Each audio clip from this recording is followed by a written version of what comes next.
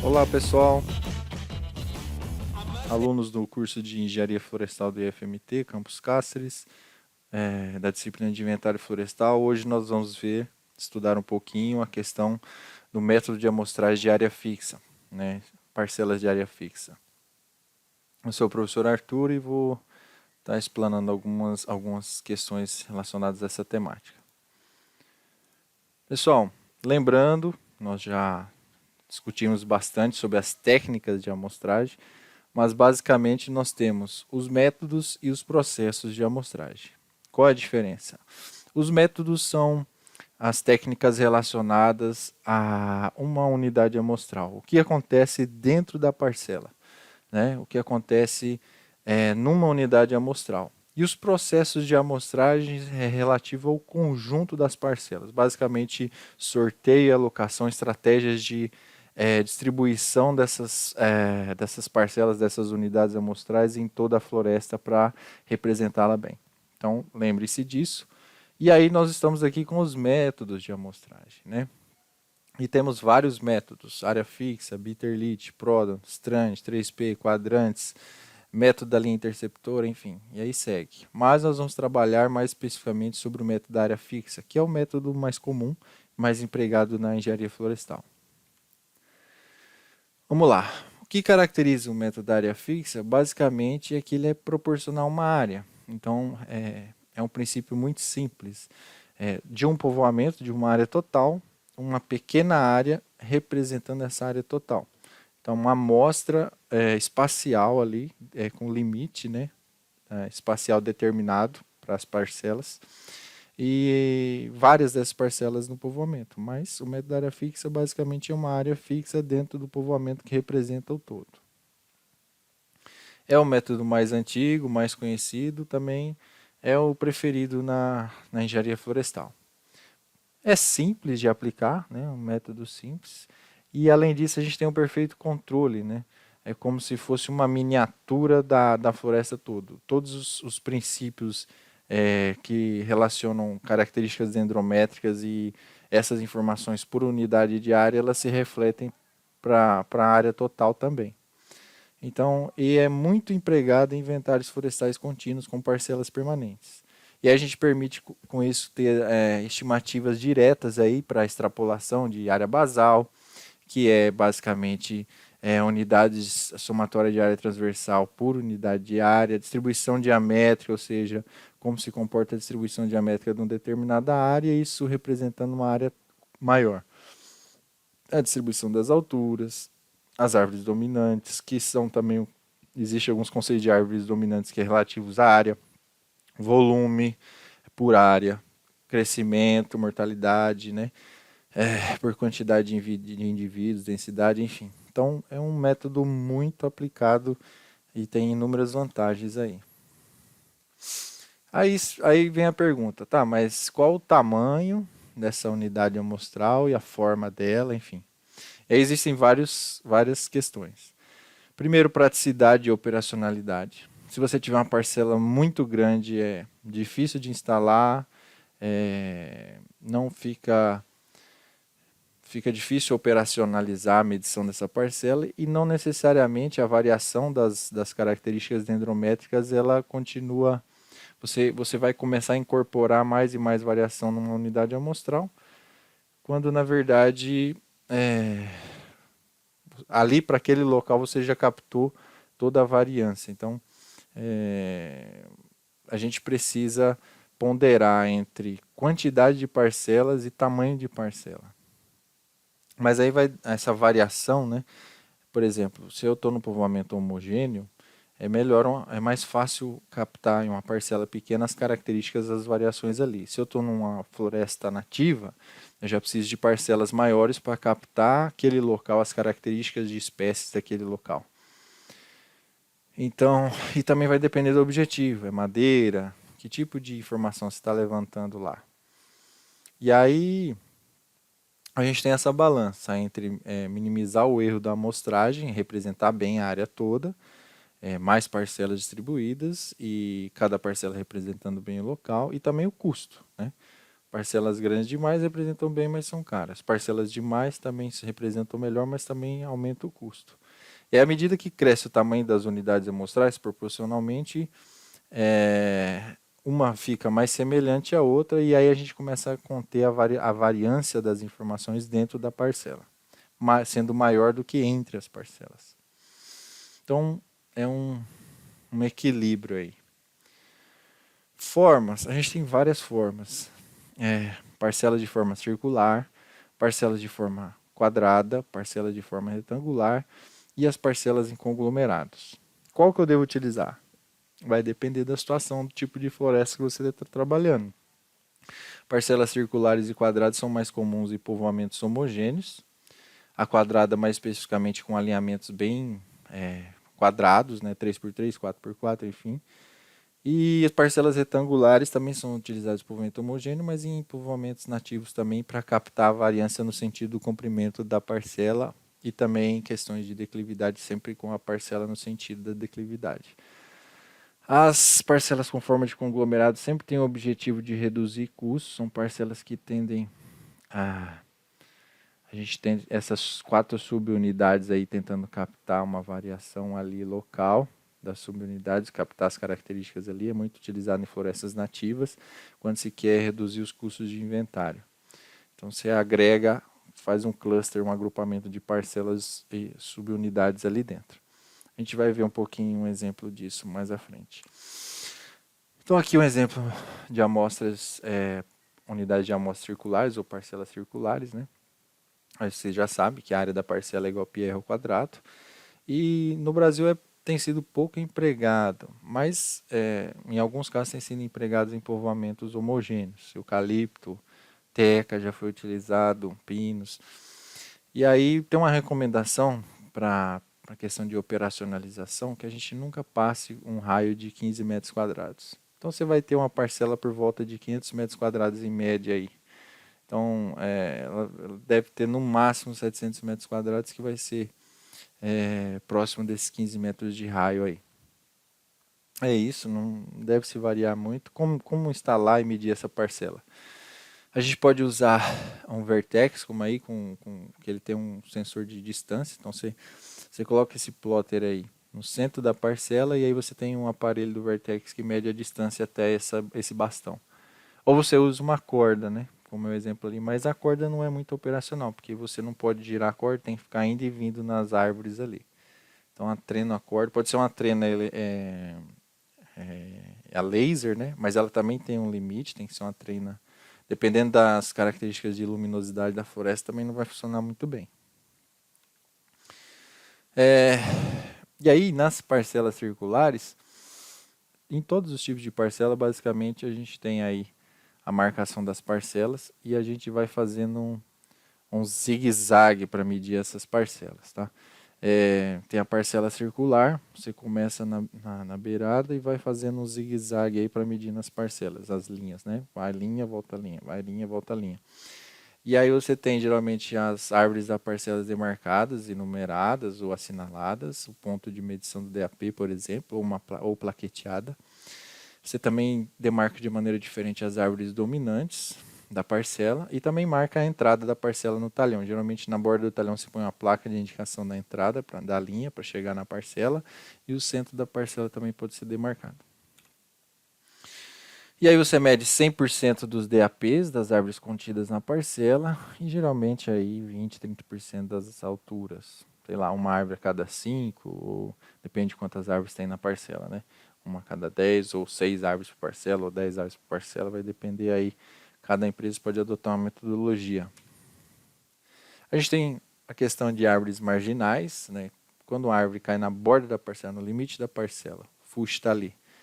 Eu meço ou não meço? Então, você pode considerar 50% dentro e 50% fora. Uma eu meço, outra não.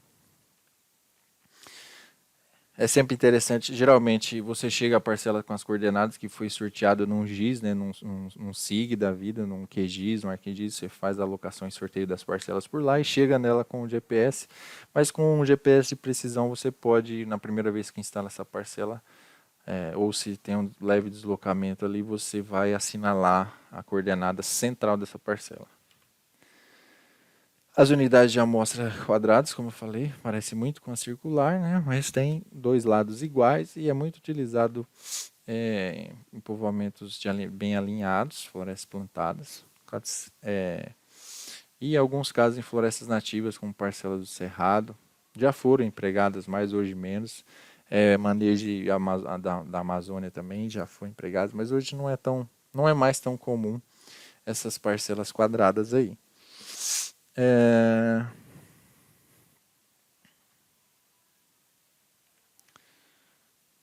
é fácil medir, faz o quadrado do pedreiro, mede o comprimento, aí sempre seguindo leste-oeste, né? Mas faz o 3, 4, 5 com duas trenas, você consegue fazer o ângulo retângulo de 90 graus, e aí mede o comprimento, faz outro quadrado, você consegue chegar a partir do centro da parcela, faz o lado, meio lado da parcela, chega a uma bordadura, pode fazer a marcação entre fileiras para começar uma linha, faz o quadrado e mede certinho. É boa para controle como você quer ter um controle de limite da parcela. Tende a ter uma menor bordadura e menos problema com árvores marginais. No final da aula a gente vai ver um vídeo de instalação numa parcela retangular, mas o princípio é muito parecido. Mesma coisa, marca a parcela, a entrada dela no talhão, marca as árvores dominantes, mede as alturas de parte delas. Aí eu esqueci de falar, mas a gente geralmente, eucalipto, teco, qualquer espécie você trabalha uns DAPs com a suta, né, fazendo a medição cruzada. Em caso de parcelas permanentes, algumas vezes usa a trena também. Mas a gente sabe que as árvores não são perfeitamente cilíndricas, são elípticas, então a gente tem que fazer esse controle, essa medição. A gente tem um problema, a gente pode ter um problema com relação às parcelas de área fixa, com relação ao alinhamento, né? Se você tem florestas bem alinhadas, terrenos planos e tal, vai funcionar bem a instalação da parcela. Você tem terrenos com curvas de nível ou despastados e tal, começa a trazer um pouquinho de problemas. A gente pode ter a sorte ou o azar de parcelas cair em áreas que estão bem desfalcadas de árvore, e aí a variância entre as parcelas aumenta muito. Mesmo princípio de referenciamento das parcelas, e aí a gente chega às parcelas retangulares, muito utilizadas, as mais utilizadas aí. Para florestas plantadas, sempre seguindo a proporção do alinhamento de plantio, né? Proporcional 3x3, 3x2, então a gente vai ter aí proporcional ao espaçamento entre plantas e entre linhas. E as florestas nativas a gente tende a parcelas menores. Essa 20x50 é muito comum para a maioria dos biomas, e 20x100, por exemplo, é muito comum para a Amazônia. E aí outros formatos para florestas nativas de parcelas retangulares. O bom de parcelas retangulares é que elas conseguem captar uma variância espacial, né? Se a gente tem espécies que funcionam de maneira agregada, você tem elas concentradas ali num determinado local, ter essa parcela mais comprida vai captar essa variância local das espécies e da ecologia das espécies ali, agrupamento delas. E com povoamentos com bastante variância com heterogeneidade. Então, como diz, capta melhor a heterogeneidade, facilita a instalação, porque se, por exemplo, uma parcela de 20x50 na floresta nativa, ou 20x100, você abre uma picada no meio, mede 10 metros para cada lado e está de fácil instalação. É, né? Muito comum em planos de manejo florestais na Amazônia ou também nos cerrados, esse tipo de abordagem com parcelas retangulares. Uma outra questão é que as parcelas podem ser compartimentadas, ou seja, você tem parcelas e subunidades de parcela ou subparcelas uma dentro da outra. Então, você tem uma parcela aí de 20x50, em que você mede árvores acima de um determinado diâmetro, uma parcela 10x10 que você mede aí abaixo daquele primeiro diâmetro até um determinado valor, e aí uma parcelinha menor de 2x10 ou 2x2 ou meio por meio metro que você vai medir, por exemplo, regeneração natural ou herbáceas, espécies que, enfim, vai depender do objetivo do inventário. E aí as conglomeradas, parcelas em conglomerados, podem ter inúmeros padrões, né? Você pode ter esse formato, é o mais comum, que é em cruz, né? Com as parcelas retangulares, você tem, sei lá, 50 metros, 30 metros até uma unidade, uma picada, 20 por 50, e aí vai. Pode ser não muito comum, né? Podem ser circulares, e assim também com uma única picada quadrangular. Essas duas são mais comuns, mas a mais comum mesmo é em cruz, conglomerado em cruz, que é esse exemplo aqui. Então você tem, por exemplo, a coordenada dessa parcela é aqui no centro, e aí você pega leste-oeste, baliza e mede aí leste-oeste, norte-sul, por exemplo, com a distância fixa, que é esse Dzão, até o ponto da parcela.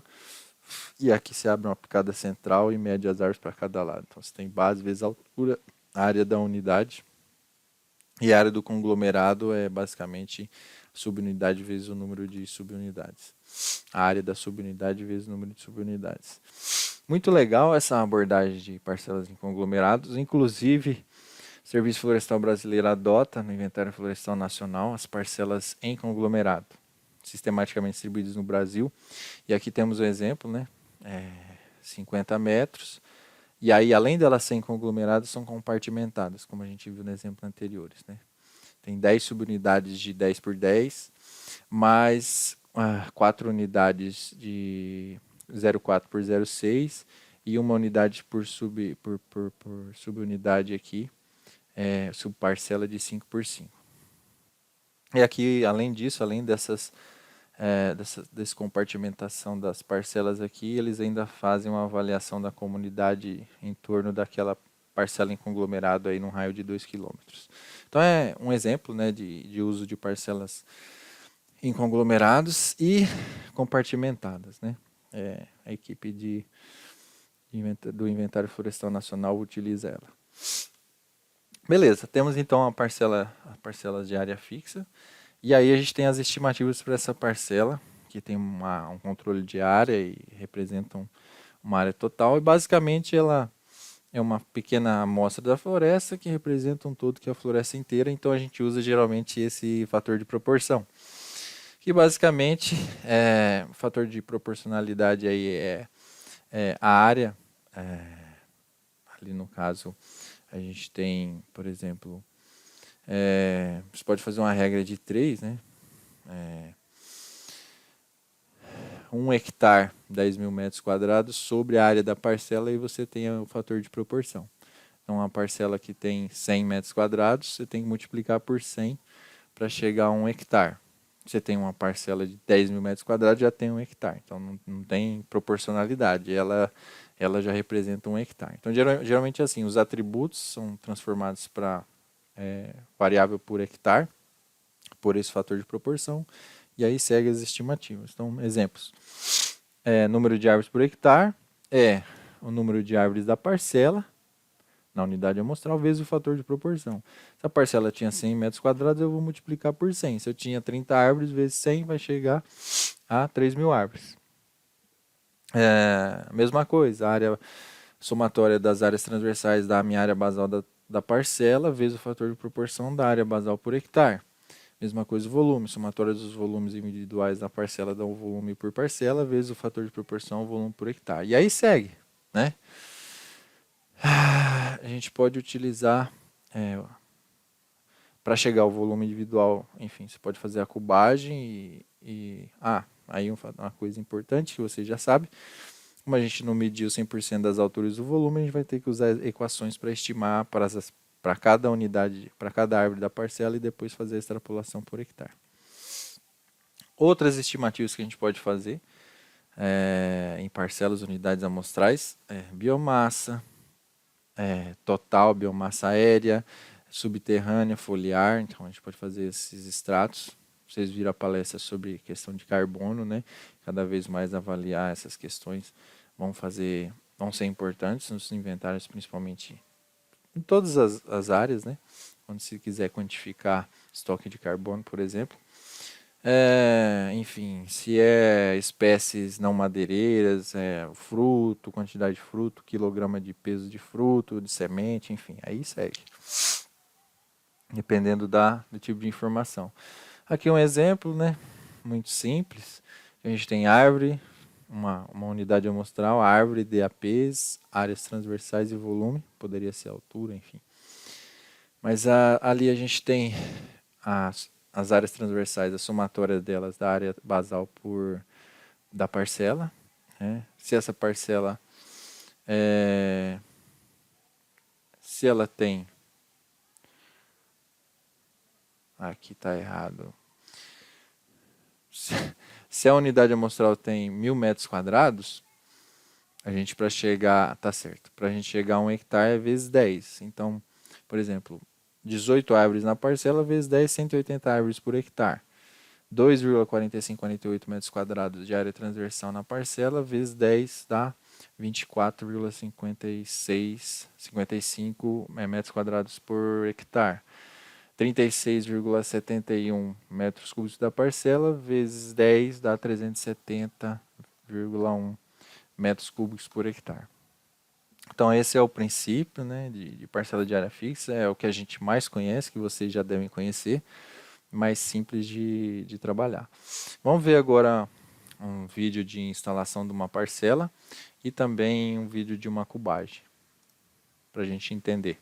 Vamos assistindo e eu vou, aquilo que foi interessante eu vou comentando aqui.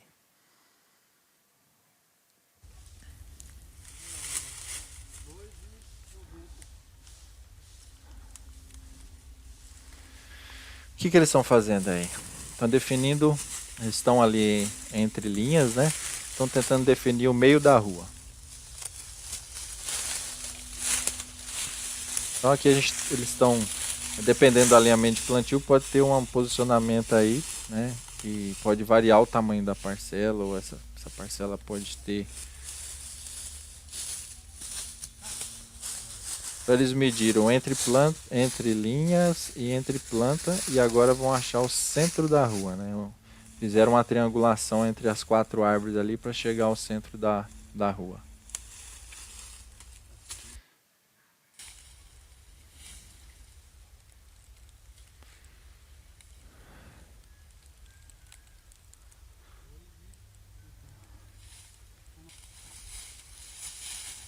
E aqui é o início da parcela, fazendo a quadriangulação também. Então vai pegar, pegou lá no centro da rua, agora está definindo um vértice da parcela.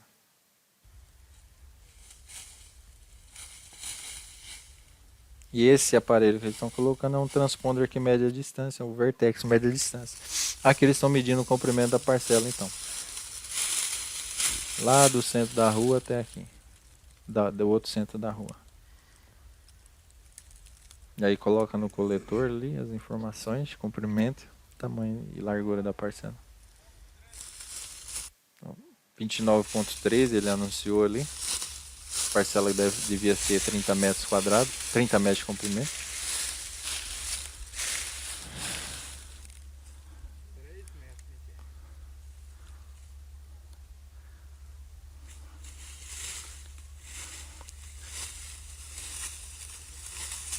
Agora vamos medir, fazer o mesmo princípio para a largura da parcela, né?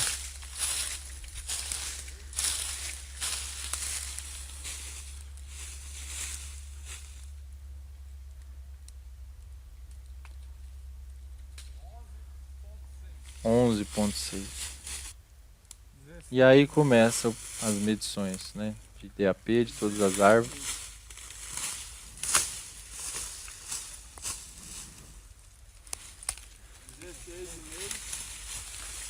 E aí no coletor insere DAP1 e DAP2 e o próprio coletor vai estar fazendo o cálculo de média, né?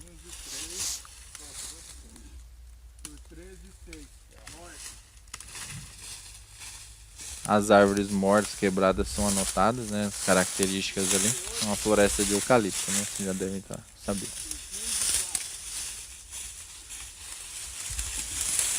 E aí eles vão nessa rua, voltam na outra. Vão numa rua, voltam na outra.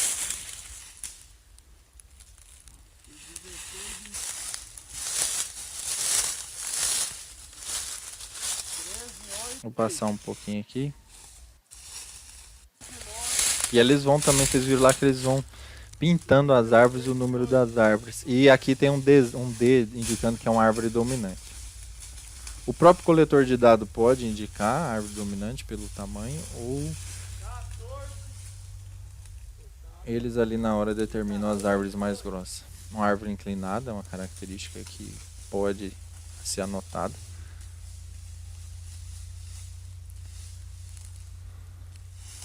Uma árvore deve ser intermediária essa marcação.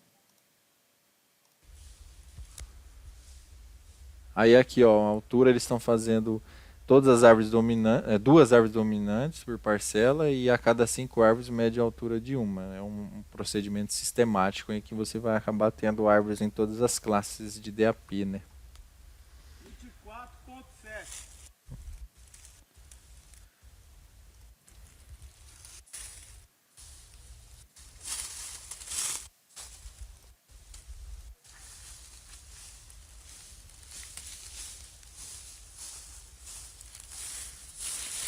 Aí ele tem o transponder que mede a distância até a árvore, tem o hipsômetro lá e mede a altura da árvore, né? E aqui é uma sinalização da parcela, né? Indicando a questão da entrada da parcela no talhão. Aqui, um outro tipo de dado que é coletado no inventário, que pode ser feito aleatoriamente nos talhões ou em cada parcela. Pode ser uma outra equipe, nem precisa ser a mesma equipe que estava medindo ali, mas é a cubagem, né? Aqui um vídeo da DAP Florestal de Minas.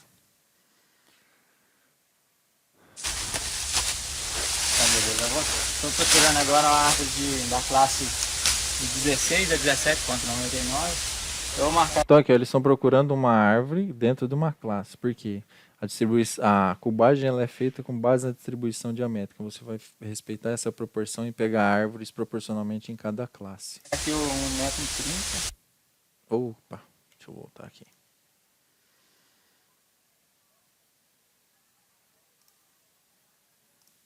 Agora uma árvore da classe de 16 a 17,99. Eu vou marcar aqui 1,30 m.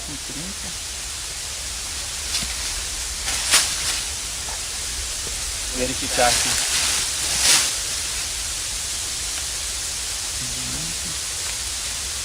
17,6. 16,5. 16,5. Então essa árvore aqui, tirando a média dela, das duas medidas, ela entra na classe que eu quero abater. Está pronto por ser tubado. Então eu já estou pronto aqui para abater essa árvore. Então ela vai estar, vou tentar derrubar ela nessa posição, mas o vento pode estar alterando isso aí. Então é recomendado que fique 3 metros atrás da árvore, ao contrário do sentido que ela vai cair, e ficar atento. Caso acontecer qualquer imprevisto, sempre vai para o lado contrário que ela vai estar sendo desviada. Vai ser feito a boca do carro, do lado no sentido que ela vai cair, e em seguida você vai cortar atrás dela. Estou com meus EPIs necessários.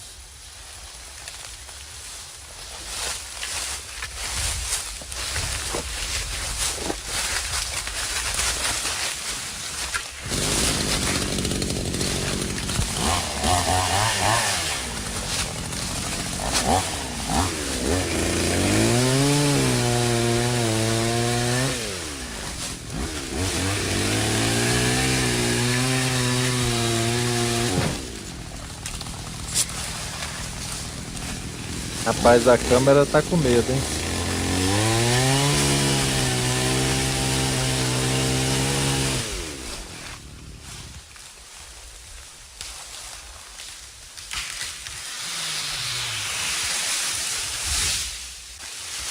O que você está fazendo aí, Rom?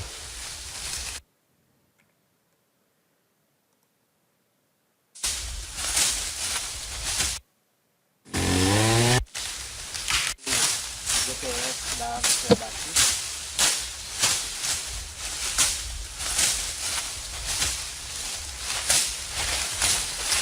Aí ele tá fazendo a limpeza dos galhos ali com o facão para ajudar a medir, né? Alguém já vai esticar a trena e fazer as medições, igual vocês aprenderem na hidrometria. Ali a marcação do 1,30 m.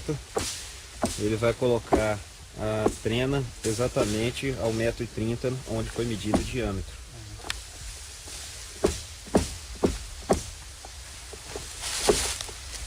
Com a cubagem Olha o que você tá considerando o fazendo. toco, não pode zerar a fita no início do tronco, né, e descontar a base.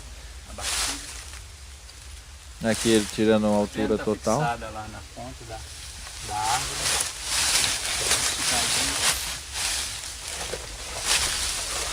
Eu vou pegar até a última pontinha da árvore, a última folha.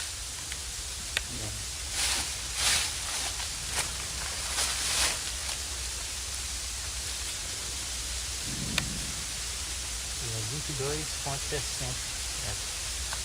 Só um momento. Ok?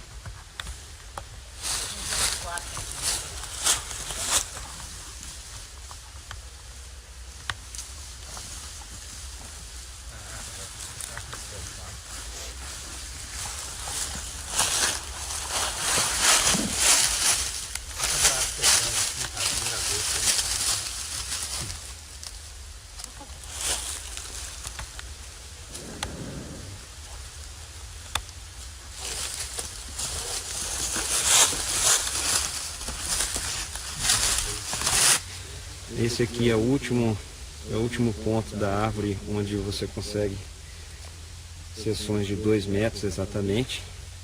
E aí depois o próximo passo é buscar onde fica exatamente 4 centímetros O diâmetro mínimo que ele considera para de diâmetro, a cubagem que é é o uns 4 diâmetro, ou centímetros. seja, o qual é o diâmetro mínimo comercial. Então aqui no caso, esse é o ponto onde fica exatamente. Aqui eles tirando a amostra para medir a casca também. E aí fazendo a cubagem. Beleza? Esses são os procedimentos padrões aí, né? Para parcelas, de modo geral, mas pensando em todo o procedimento para parcelas de área fixa. E é isso, pessoal. Nós vamos ter algumas praticazinhas de cálculos, mas aqui encerra a aula teórica. Obrigado.